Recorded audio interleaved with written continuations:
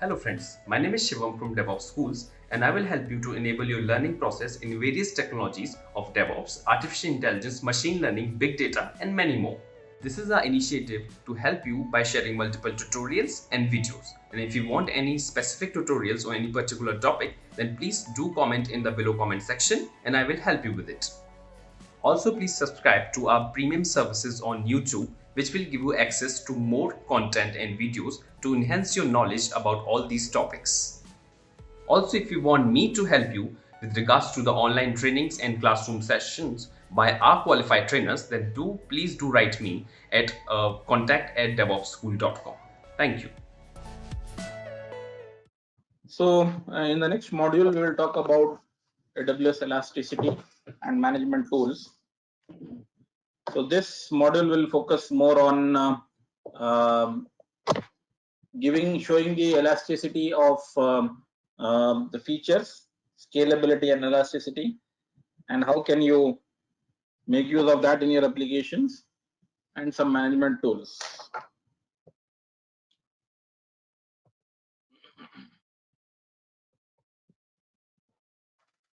So there is this triad of services which we generally refer in when we talk about elasticity of AWS services.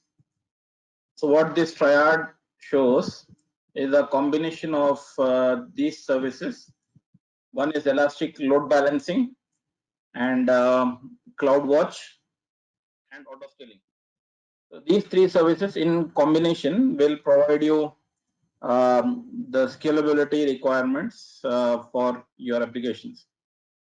So load balancing and EC2 instance feed metrics to CloudWatch. So this is how it works. So the load balancing and EC2 instances, they will feed metrics to the CloudWatch about the latency and the utilization. Latency and utilization metrics are given to CloudWatch. All right. And then CloudWatch will compare that with the executing policy. Will execute the scaling policy. It will first see what is the scaling policy, and then accordingly it will execute the scaling policy. And when the scaling policy gets executed, one instance of EC2 is added to that fleet of EC2 instances, and that's how this triad of services will work for solving your latency problems or your auto scaling issues. So these services will work individually, but together they become more powerful. And you can increase the control and flexibility of your customers' demand with these three services. So what is load balancing all about? Load balancing distributes traffic across multiple EC2 instances, multiple AZs. It supports health checks to detect any unhealthy EC2 instance. It supports the routing and load balancing of. There are three types of traffic which can be possible. One is HTTP, HTTPS, one is SSL, and then TCP traffic to the EC2 instance. So load balancer will be of, in general, they are of three types. One is classic load balancer, one is application load balancer, and then network load balancer. Elastic, I mean, we'll talk about those differences in few minutes from now, but this is how we have these three load balancing mechanism which are available in Amazon. Okay, so using this using this, it will give you a greater fault tolerance in your applications, and it provides give me 1 minute.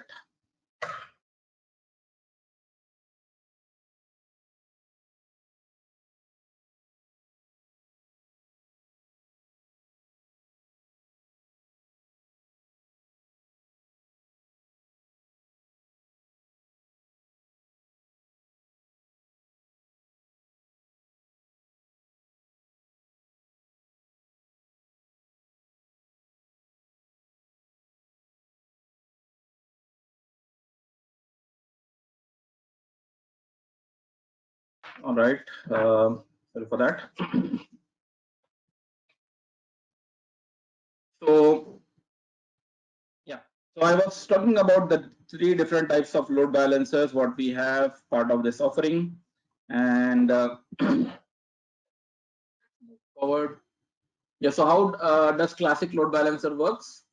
Classic load balancer is simply it doesn't specifically talk about what type of traffic is expected. It will allow a request either at TCP layer or application layer.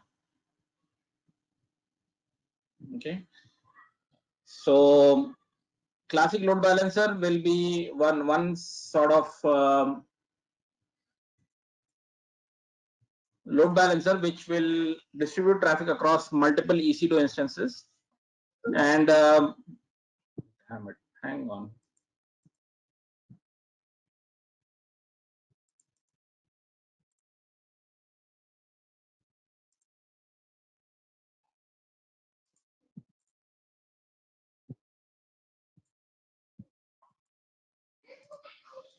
Yeah, sorry for that. I get some interruptions. All right, so you will use classic load balancer when you are not specific about which type of request is expected. You might even use at the transport layer or at the application layer. This is intended for applications within EC2 classic network, and this is a sort of deprecated way of dealing with load balancers. And then there is this application load balancer. Okay, we'll come to that later. But how does load balancer work in general? So for load balancers to work, you will have to register something called as target group. Okay, so you register your instances as targets in a target group, and then the route traffic to you route the traffic to your target group.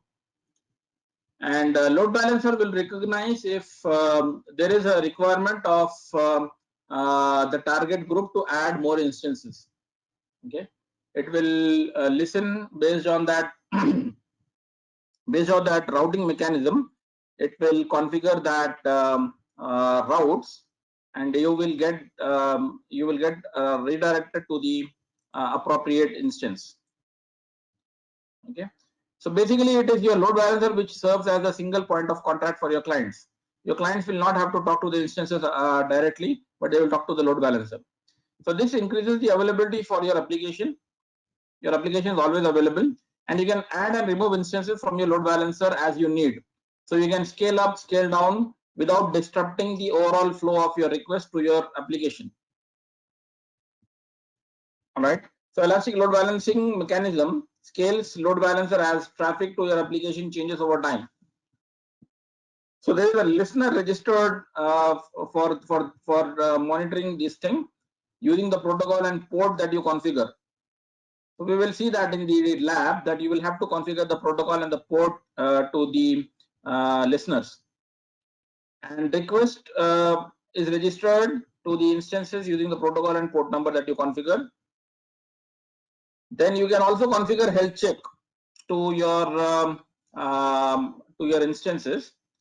So if the health check is something which is not appropriate, your load balancer will retire that instance and route the traffic to the healthy instances. If you want to have, yeah, go ahead. If the traffic reduces, then does it scale back? Yeah, you have that option as well. You can specify whether it has to scale up and scale down both at the same time. Yeah. Okay. Using the same listener, it can do both things for you. It can scale up and scale down. Okay. So these instances which are added in the target group, right? They are all ephemeral, and they are isolated, independent. So if your application has to have this sort of architecture, you have to also make sure that your application is not sticking across the sessions. So if your session is sticking on one instance, then you will have trouble in dealing with that load balancing mechanism. So if it is stateless, right, then you will have greater flexibility. You can create as many number of instances you want, and you can shut them down when you don't use them.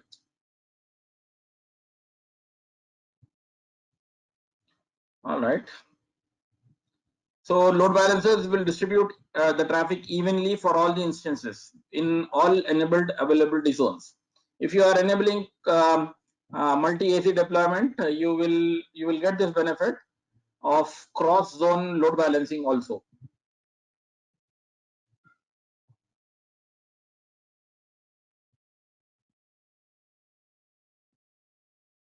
So as this name suggests, network load balancer works at the network layer, that is at the transport layer. It registers the instance as target groups and routes the traffic to a specific group based on the transport layer, TCP layer. That is one fundamental difference between network load balancer and your classic load balancer. So network load balancer makes routing and load balancing decisions at the transport layer. Everything is decided at the transport layer only.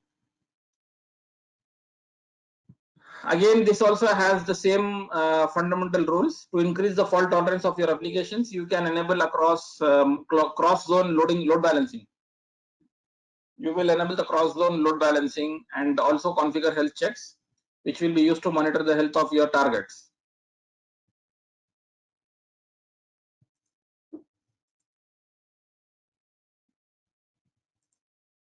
And if you talk about the load balancer comparison, so there are these three load balancers, as I told you: classic, application, and network. Classic load balancer will listen at all the protocols: TCP, SSL, HTTP, and HTTPS, whereas application load balancer will work only on HTTP and HTTPS protocol. And network load balancer will work only at the network layer, which will be the TCP protocol. What are the platforms which is supported? Classic will be on EC2 Classic, which is a sort of deprecated model of EC2, which is outdated now. Not many people use that, and it also works on VPC. Whereas your application load balancer will work on your VPC entirely. Network also supports across VPC. Cross-zone load balancing, yeah. So this is something which is possible in all three options. Logging is possible. What is not possible in classic is you don't have a possibility of using path-based routing. So path-based routing will give you a sort of routing based on the path, which is available only in application load balancer, and sticky sessions are not supported here except in application load balancer. So what application load balancer will does is, although sticky sessions is not very much recommended, but if you at all have sticky sessions, as long as the session is valid, it will use that target only. It will not use the other target. And if the session is not valid, it can get rid of the target and route to the next target, and it can choose any target as per the choice. And if you have to use a static IP for your load balancers, you will go for network load balance.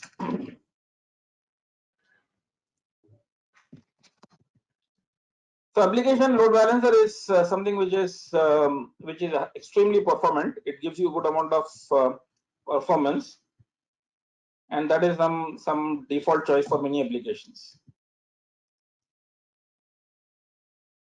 So sticky session is like sticking to one target, is it? Or yes, if you are using sessions which are managed by your HTTP protocol, like your HTTP servlet session, for example, if you are using that session management, then it will be difficult for it will not be possible for your load balancer to create the same session on the other target, right? right. So if at all there is some session management using that that strategy, so your session will be sticking to that target only as long as that session is not done. Okay. So it might slow down also. If it is slowing also, it will use the same session.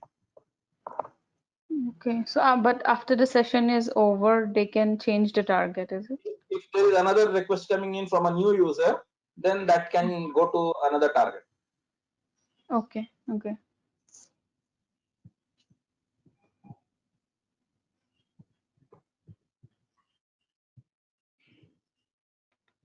Let's talk about this CloudWatch. CloudWatch is the monitoring service from AWS, which lets you view graphs and set alarms to your resources. You cannot to do some troubleshooting, or maybe you want to check some trends on the resources. You have this option. You can also take automated action as well. You can automate some action based on the state. So it's a typical monitoring service which is of high importance. It will give you the visibility into resource utilization, operational performance, and overall demand patterns. How is the demand of a specific application, and what is the pattern of that? Other than that, you can customize your own metrics, or you can use some sample templates from online. You can check for some different templates and use some application specific metrics. Like if you have a messaging broker and you want to know its metrics, so you can get some templates online to understand how does a messaging broker needs to be monitored. Okay. Again, this is also accessible via AWS Management Console, or it is accessible by using APIs, SDK, or CLI.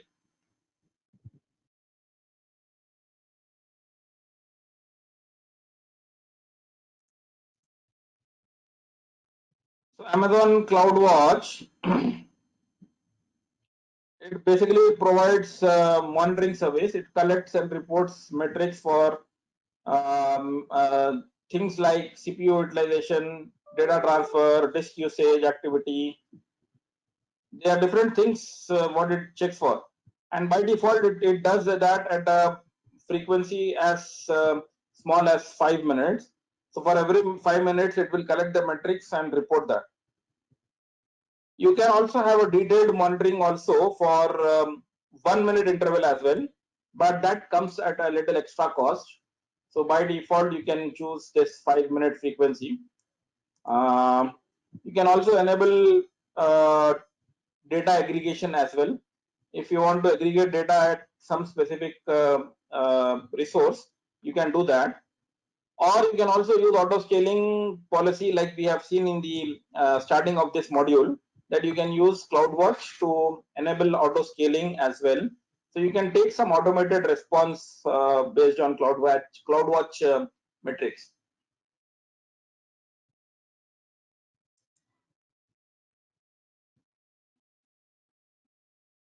So Amazon CloudWatch architecture at a high level, you can have a look at this. So AWS resources that support CloudWatch will give metrics like this. You can also have application specific metrics like page view count. You can do that. Using that statistics, you can monitor that as at management console or statistics consumer. Then using the CloudWatch alarm, you can trigger SMS email notification, or maybe you can use auto scaling to spin up new VMs to add or remove some of the VMs to remove scaling. So some of the metrics example will look like this, what you see in the diagram. So this slide shows you a screenshot from CloudWatch console, in which I had selected an EC2 instance, EC2 per instance metrics. For instance, what is the CPU utilization? I was selecting this matrix and I get that. So I have this 1 instance, 2 instance, 3, 4 instances. And for one instance, I have the CPU utilization.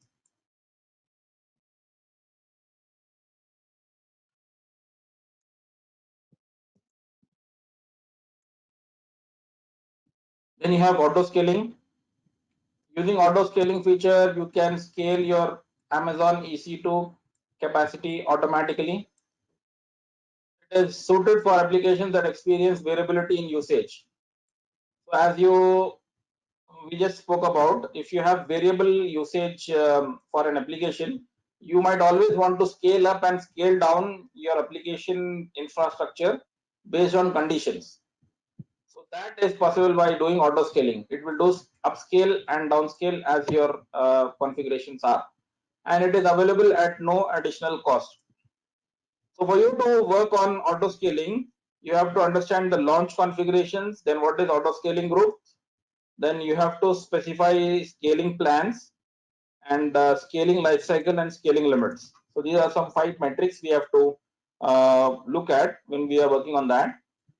Auto scaling helps you ensure that you have the correct number of instances available to handle the load for your application, and it is well suited for applications which have variable usage. Like it might change on weekends. You might have heavy requirements, so you might want to scale up on weekends and scale down on weekdays. That's possible. You can do that. So what is that you get when you do auto scaling? The benefits are obvious. You get better fault tolerance, which means your application can detect when instance is unhealthy. It can terminate it. It can launch new instance and replace it. You have that fault tolerance. You can also configure auto scaling groups, auto scaling policy to use multi availability zone as well. If you want to do multi AZ deployment, you can do that by using auto scaling. If one AZ becomes unhealthy, auto scaling can launch instances in another AZ, right? Then you get better availability. Auto scaling can help you ensure that your application is always available with enough write capacity to handle your consumers' demand. And lastly, it gives you better cost management because auto scaling can dynamically increase or decrease capacity as needed. So you only pay for the capacity what you use. If you are not using any instances, they can be scaled down and terminated when they are not in use at all. So that gives you a better cost management as well. Okay.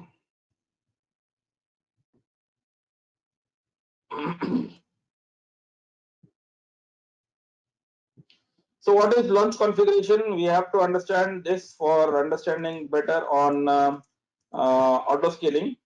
So launch configuration is a template that you will create and provide that to auto scaling group so that it uses that to launch EC2 instances. In your launch configuration, you specify these details. You specify what AMI to use. Specifically by ID, you will give that information. You will say what instance type to use, whether it is T2 micro, T3, T3X large, etc. You will specify what key pair to use, which security groups to be configured. If you want to block any device mapping, block device mapping, and if you want to give any user data for automating some of the scripts. So these are some parameters what you have to consider for creating launch configuration.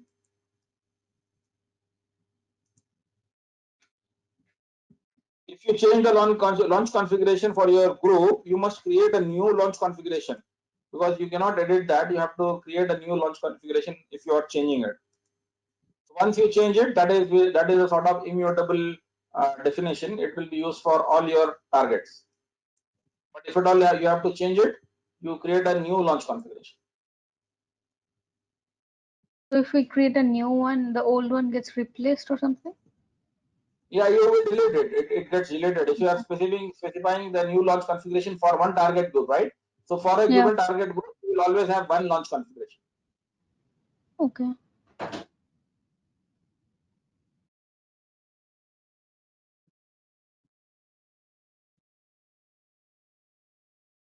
So what is auto scaling group? As I have described in the images earlier, auto scaling group is a group of all the possible instances which you may want to create for that launch configuration. It contains a collection of EC2 instances that share similar characteristics. So all these four will have same EMI. All these four will have same type, T2 or T3, whatever you choose. So based on this launch configuration, you will have those many instances created in your group. That is your auto scaling group. So instances in an auto scaling group are treated as a logical grouping for purpose of instance scaling and management. You can create collections of EC2 instances. Now you can specify some minimum size, and you can specify maximum size and desired size. You will say minimum this should go to this length. Desired means it is something which is desirable. You will stay at this capacity, and maximum it should go for 4 instances. It should not scale more than 4. And as soon as you are done with using that capacity, it will first scale down to desired capacity. And if the workload is less than the desired capacity, it will come down to minimum size.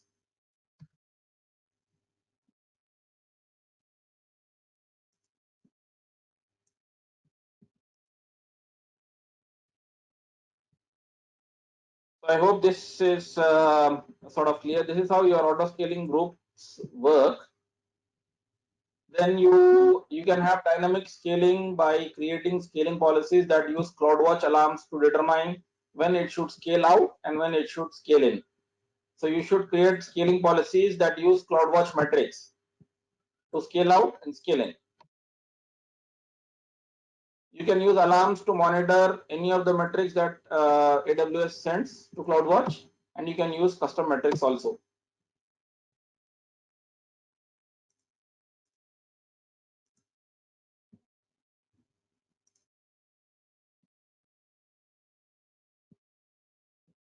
So let's look at auto scaling lifecycle at a little low level, how this looks like. So the scaling group will have something called as desired capacity. So in this, I have a desired capacity of 3 instances. This is my auto scaling group. CloudWatch alarm triggers scaling event, and then according to the policies, the scales the group at specified date and time. So if I have that sort of configuration that I want to do it based on an event on a calendar, I can schedule that event, and CloudWatch will generate that scaling that event, sorry, and according to that event, the scale out will happen.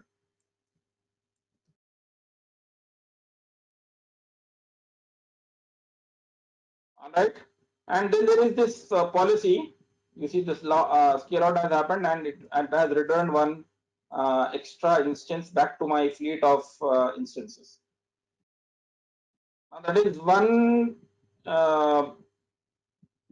way where I can scale out, and similarly, if I have a requirement of scaling in, I can say on a scheduled event. Let's say this was on weekend, I scaled out. I have a little less requirement, I scaled out.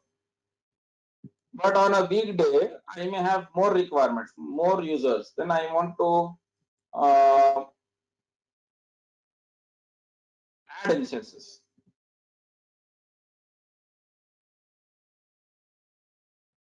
Okay.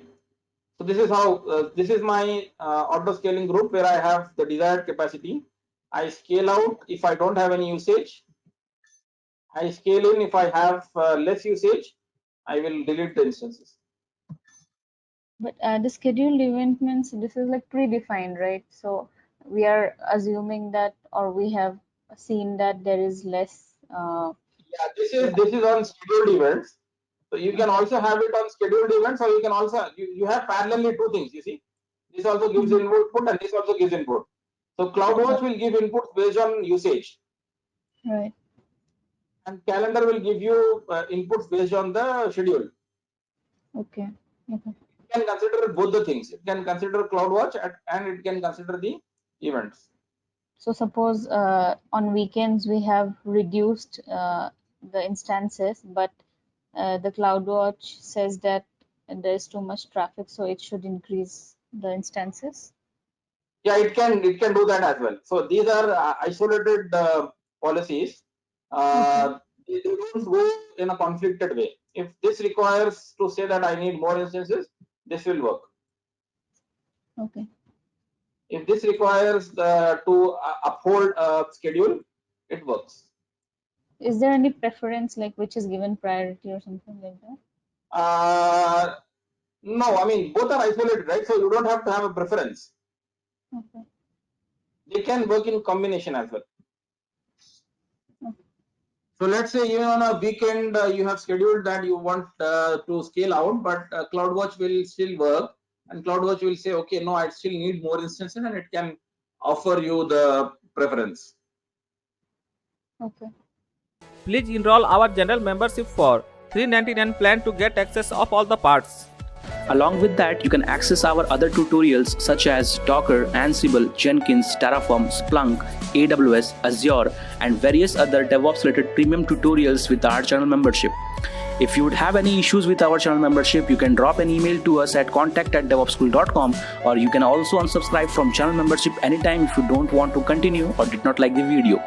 To get our channel membership, click onto the join button, select the $399 plan and grow your skills immensely. Please be kind enough to like it, and you can comment any of your doubts and queries. We will reply to them at the earliest. Thanks for watching.